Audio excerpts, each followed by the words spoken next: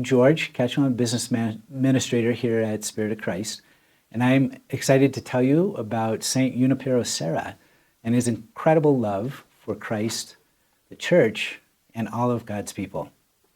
Junipero was born in Spain in 1713 to a pretty modest farming family and was introduced at an early age to the Franciscans.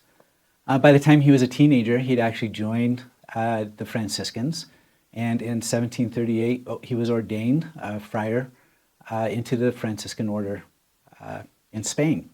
He was known for his intellect and his ability to preach, and had a job teaching philosophy at the university.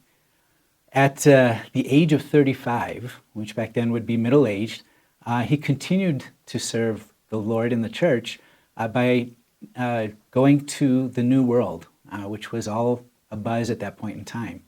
So in 1771, he made a trip across the sea to the New World, and he landed in the Gulf of Mexico.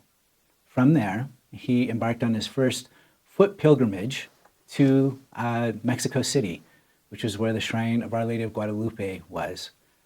At the shrine, Saint Junipero connected with the heart of Our Lady and her love for the native people. And you think back to Saint Juan and the care that she had for the natives at that time.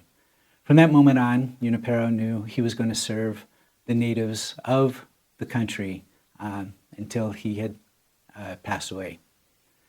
He set out serving the native communities by establishing missions. And there was a lot of dynamic things going on in the world at this time.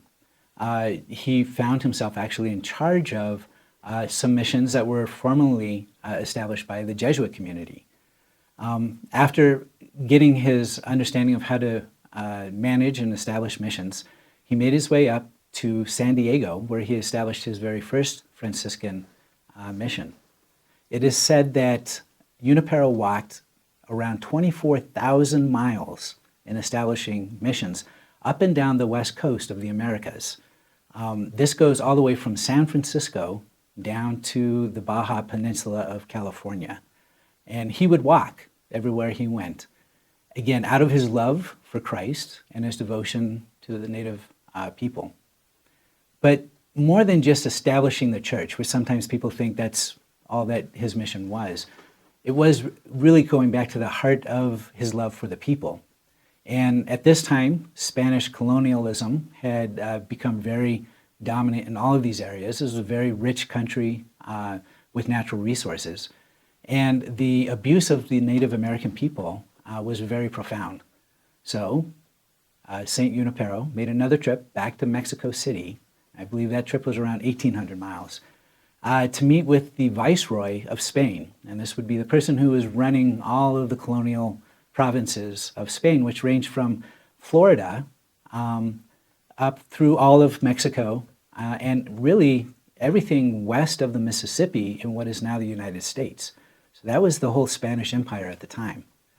Junipero was able to communicate the incredible beauty of the native people to this Viceroy of Spain.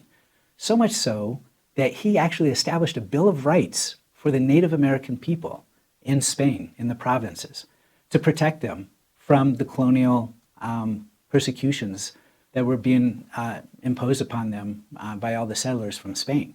Now keep in mind, this was 100 years before the United States Constitution Bill of Rights. So Junipero Serra's love of people, of God's people, and of Christ led him to stand up for them in a time that was unheard of before anybody else was doing anything close to this. Junipero Serra continues to touch many of our lives today in many different ways, and I would encourage you to do more research on him.